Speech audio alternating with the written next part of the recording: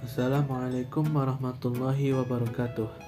Perkenalkan, saya Fikri dengan NIM 3620017 dari Fakultas Ekonomi dan Bisnis Islam, Prodi Manajemen Haji dan Umroh, mahasiswa dari UIN Syekh M. Jamil Jambe Bukit Tinggi. Video ini dibuat untuk memenuhi salah satu tugas dari mata kuliah Manajemen Strategi dengan dosen pengampu Bapak Rusdi Fauzan. Kali ini saya akan memperkenalkan objek perkebunan karet di Kecamatan Rau.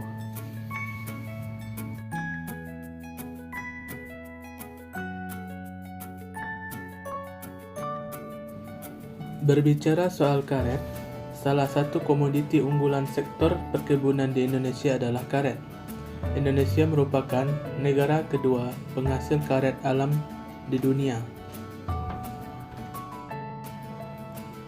Perkebunan karet di Indonesia juga telah diakui sebagai sumber keragaman hayati yang bermanfaat bagi kelestarian lingkungan, sumber penyerapan karbon dioksida dan penghasil oksigen, serta memberi fungsi orologis bagi wilayah di sekitarnya.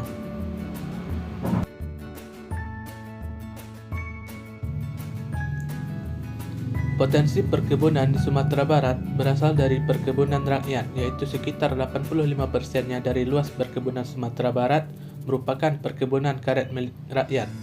7%-nya merupakan perkebunan besar negara dan 8%-nya merupakan perkebunan milik swasta.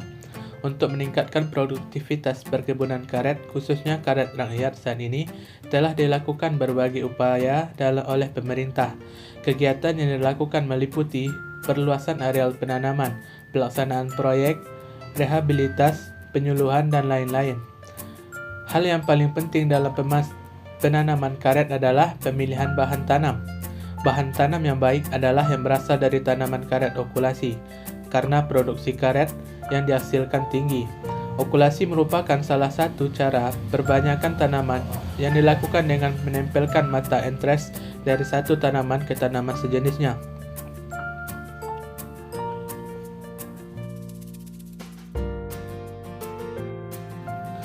Kabupaten Pasaman merupakan salah satu areal perkebunan karet terluas di Sumatera Barat setelah Kabupaten Sejunjung dan Damastraya, yaitu seluas lebih dari 25 hektar dengan produksi sebanyak 24.000 ton.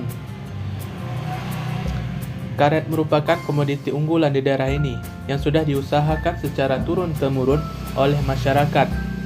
Rendahnya produktivitas karet di Pasaman penyebabnya tidak jauh dari berbeda dengan permasalahan perkebunan karet rakyat pada umumnya, yaitu pemakaian benih yang unggul masih rendah, teknisi budaya masih konvensional, serta areal tanam karet yang sudah tua, dan lain-lainnya. Kecamatan Rau. Kecamatan Rau merupakan salah satu kecamatan yang berada pada Pasaman Timur. Kecamatan Rau sendiri berbatasan sebelah utara dengan Kecamatan Rau Utara, sebelah selatan dengan Kecamatan Rau Selatan dan Wokoto, sebelah barat dengan Provinsi Sumatera Utara, dan sebelah timurnya dengan Kecamatan Rau Selatan dan Rau Utara.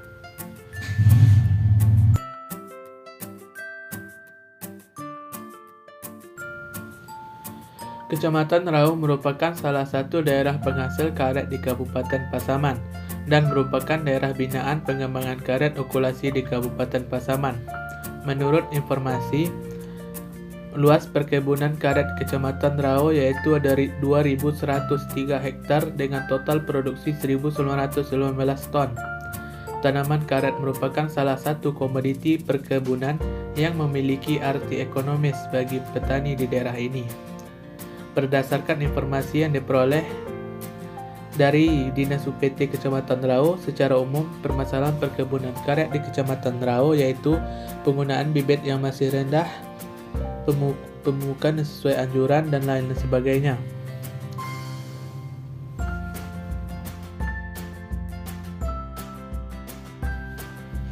Kecamatan Rau sendiri memiliki dua nagari, yaitu Nagari Padang Mentinggi dan Nagari Tarung-Tarung.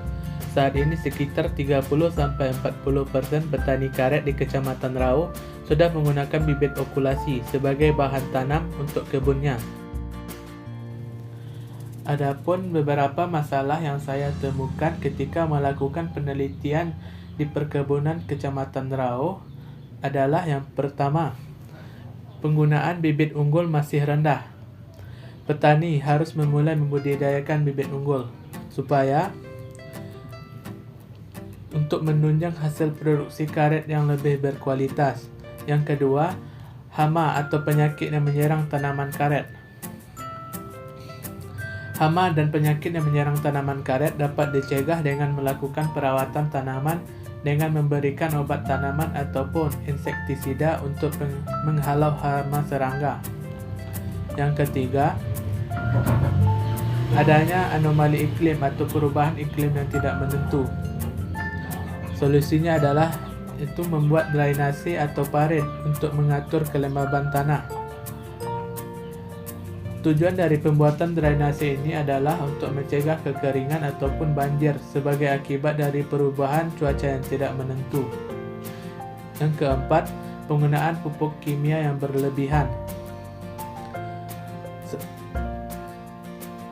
Saatnya untuk beralih dari pupuk kimia ke pupuk organik, karena pupuk kimia bisa merusak tanah dan pupuk organik dinilai lebih ramah lingkungan dan tentulah saja lebih terjangkau. Yang kelima, harga karet yang masih rendah per kilogramnya. Pemerintah harus berfokus kepada harga karet di pasaran. Dengan rendahnya harga karet di pasaran, maka diharapkan bagi pemerintah untuk fokus dalam mengamati harga karet di pasaran dan melakukan upaya atau mengeluarkan kebijakan untuk meningkatkan harga karet di pasaran. Yang keenam, kekurangan tenaga kerja. Solusinya dengan mendirikan kelompok tani. Dengan mendirikan kelompok tani bisa menutupi kekurangan tenaga kerja dengan saling bergotong royong antar anggotanya. Yang ketujuh, pencurian hasil kebun. Solusinya adalah dengan melakukan ronda malam diharapkan dapat mencegah tindak pencurian hasil panen karet. Ronda malam dapat dilakukan oleh anggota-anggota dari kelompok tani yang telah didirikan sebelumnya. Kemudian yang kedelapan, sanitasi kebun yang masih rendah. Solusinya adalah rutin membersihkan area kebun dari semak-semak belukar, daun-daun kering, dan tanaman hama. Dengan rutin membersihkan areal perkebunan ini, maka dapat menjaga sanitasi di perkebunan tetap terjaga. Yang 9, kecurangan petani karet dengan mengisi pemberat berupa batu pada bagian tengah untuk memanipulasi berat karetnya. Saran atau solusinya itu sebaiknya pemasok membelah blok karet terlebih dahulu. Pada saat penjualan karet rawan terjadi kecurangan. Oleh karena itu diharapkan bagi pembeli atau pemasok mengecek bagian dalam karet terlebih dahulu dengan cara membelahnya menjadi 2 bagian supaya tahu apakah karetnya diberi pemberat atau tidak, supaya jangan tertipu saat melakukan penimbangan. Masalah yang ke-10, banyak tanaman sudah berusia tua.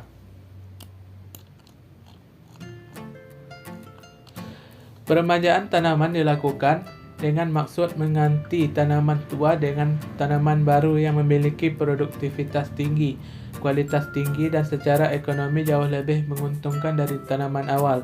Jadi, solusi dari pohon-pohon yang sudah tua tersebut adalah dengan melakukan peremajaan kembali.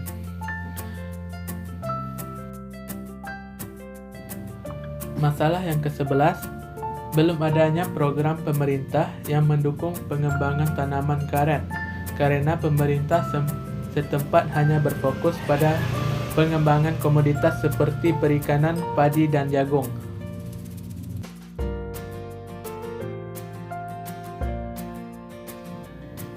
Solusinya adalah pemerintah harus membentuk program dan juga berfokus dan mulai turun tangan serta gencar melakukan penyuluhan terhadap budidaya karet, mulai dari pembibitan hingga panen.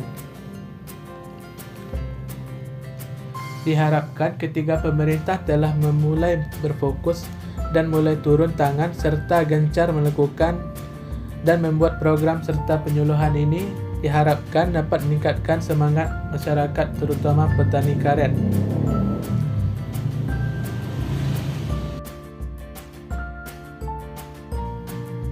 Sekian video perkebunan karet di Kecamatan Rau dari saya.